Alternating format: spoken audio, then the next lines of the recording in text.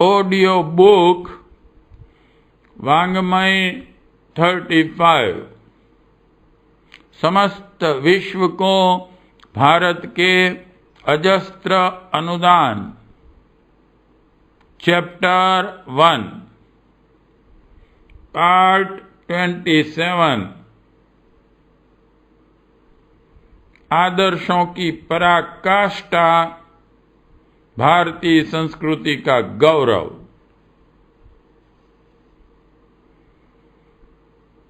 आदर्शवादिता की बातें करना और व्यवहार में उन आदर्शों से ठीक विपरीत आचरण करना जितना निंद्य और गर्हित है, संभवतः उतना बुरा अनैतिक कर्मों में प्रवृत्त होना भी नहीं है, क्योंकि इस प्रकार का आचरण अनीतिपूर्ण तो होता ही है। उनमें सिद्धांतों की बातें कहकर उसे ढकने दबाने की एक और अनैतिकता स्वभाव में समाविष्ट हो जाती है।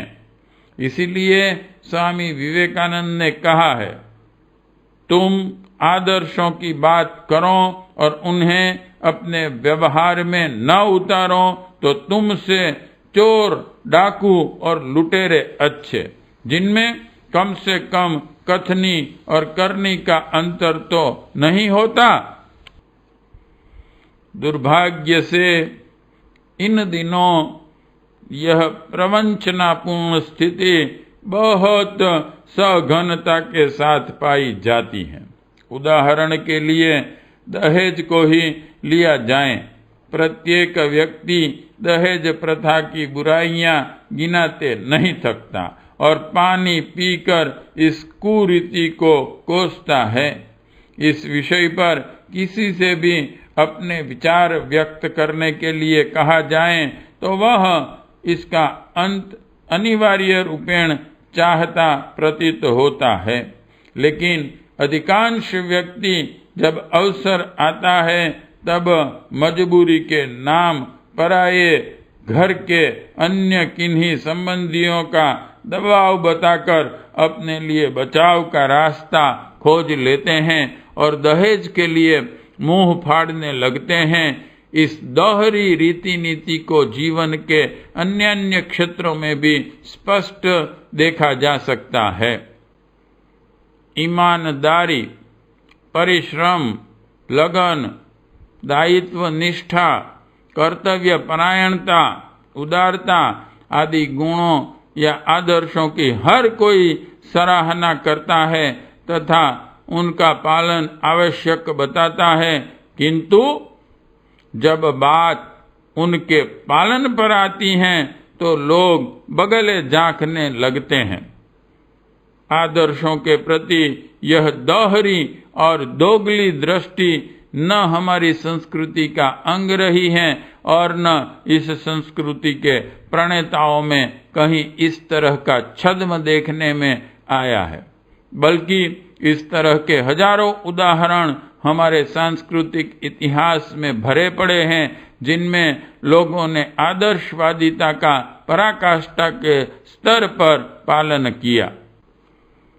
आदर्शों के लिए हमारे मनुष्यों ने एक अनूठा शब्द खोजा है, जीवन मूल्य। आदर्शों को जीवन मूल्य कहा गया है, अर्थात जीवन का मूल्य देकर भी जिन पर दृढ़ रहा जाना चाहिए। मनुष्य को सबसे बढ़कर जीवन प्रिय है। संसार की समस्त संपदाओं की तुलना में वह जीवन को ही प्रधानता देता है। मनुष्यों ने जीवन के ऊपर भी आदर्शों को प्रधानता दी है। यह विस्मय विमुग्ध कर देने वाली बात है कि जिस जीवन की तुलना में सब कुछ तुच्छ है, वह जीवन आदर्शों के लिए बलि चढ़ाना श्लाघनीय समझा गया है। आदर्शों की यह पराकाष्ठा ही हमारी संस्कृति की विशेषता रही है। भारतीय संस्कृति के इतिहास का पन्ना पन्ना इस प्रकार के उदाहरणों से भरा पड़ा है। जिन लोगों ने इन आदर्शों के लिए अपने जीवन को भी दांव पर चढ़ा दिया, उन्हें मनुष्यों ने अवतार कहकर संबोधित किया एवं सराहा और पूजा है। पिता की आज्ञा का पालन करने के लिए भगवान राम द्वारा राजमहल में उपलब्ध होने वाली सुविधाओं का त्याग कर जंगल में वनवासी बनकर रहने लगने का उदाहरण विख्यात है। लक्ष्मण ने अपने भाई के प्रति कर्तव्य पालन के लिए तमाम सुख सुविधाओं को छोड़ दिया। भातृ प्रेम का इतना अनूठा उदाहरण संसार के किन्हीं अन्य देशों में मिलना दुर्लभ है। भरत द्वारा राज्य को धरोहर मानकर संभालने तथा स्वयं तापस वेश धारण कर जीवन व्यतीत करने का उदाहरण भी अपने ही जाति इतिहास में मिलता है। सत्य के लिए अपना सारा जीवन, राजपाट आदि सब सुख सुविधाएं छोड़कर श्मशान में बिक जाने का हरिश्चंद्र जैसा उदाहरण अन्यत्र नहीं मिलता। महारथी कर्ण और राजा बलि द्वारा दान धर्म की पराकाष्ठा को स्पर्श कर लेने का गौरवपूर्ण अध्याय भी अपने ही इतिहास में जुड़ा हुआ है। कर्ण जानते थे कि कवच कुंडल देने से वे मर सकते हैं, उनके लिए जीवन संकट उपस्थित हो सकता है, परंतु इंद्र जब उनके सामने याचक बनकर उपस्थित होते हैं, और इंद्र ही क्यों, कोई भी क्यों न हो, उनके लिए न करते नहीं बनता। कर्ण के पिता सूर्य जब इस षड्यंत्र का पर्दाफाश करते हुए अपने पुत्र को सचेत करने और व्यावहारिक बनने का उपदेश देते हैं, तो कर्ण यही कहते हैं कि मैं व्यावहारिकता का ही निर्वाह कर रहा हूं।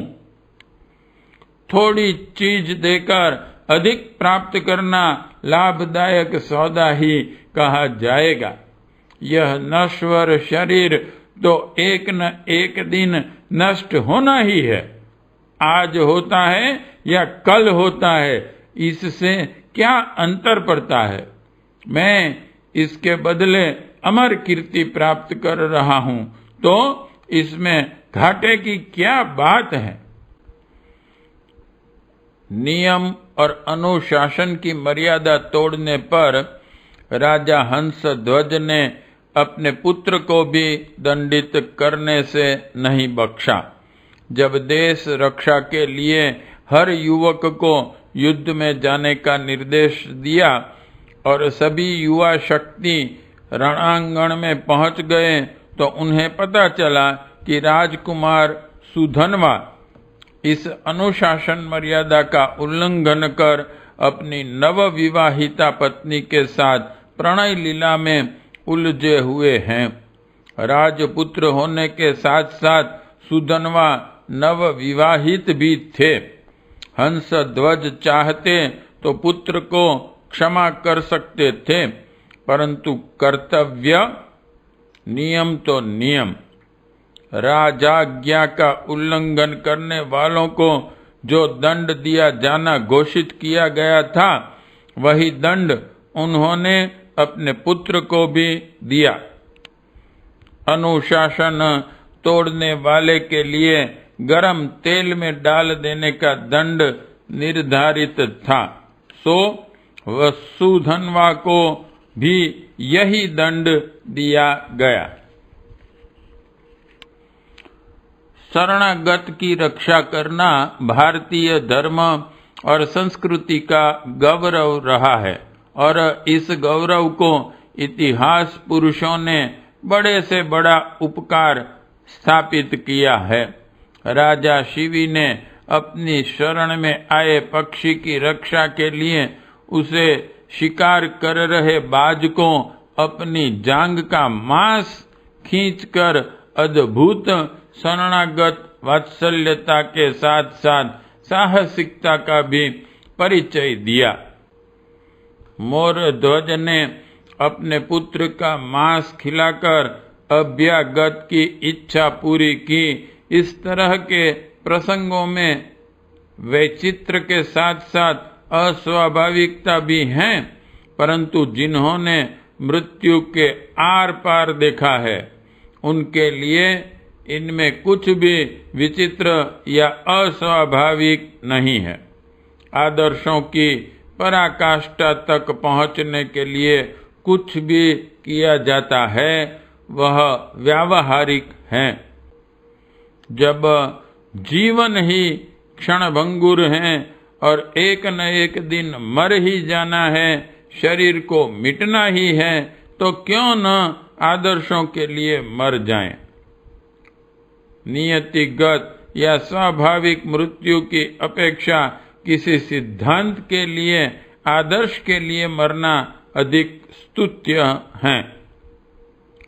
मृत्यु का रहस्य समझने वालों के लिए व्यक्ति उसी प्रकार है जिस प्रकार सामान्य व्यक्ति लाख रुपयों का पुरस्कार प्राप्त करने की आशा में 1-2 रुपये का लॉटरी टिकट खरीद लेता है। लॉटरी के टिकट खरीदने पर लखपति बनने की संभावना तो फिर भी नगण्य सी रहती है, किंतु आदर्शों के लिए उत्सर्ग करने वाला व्यक्ति अपने प्राप्तव्य के संबंध में 100% निश्चित रह सकता है।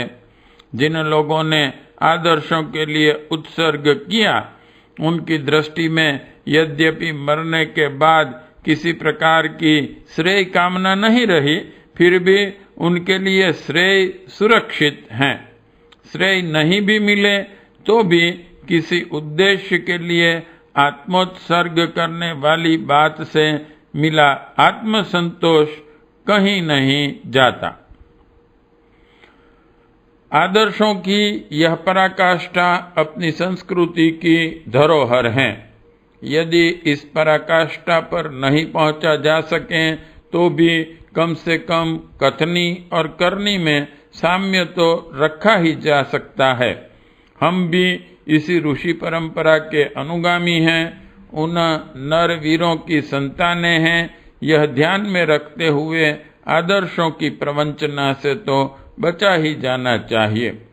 इस छलना से बचकर ही अपनी संस्कृति के प्रति गौरव भाव जागृत रखा जा सकता है। पार्ट 27 समाप्त।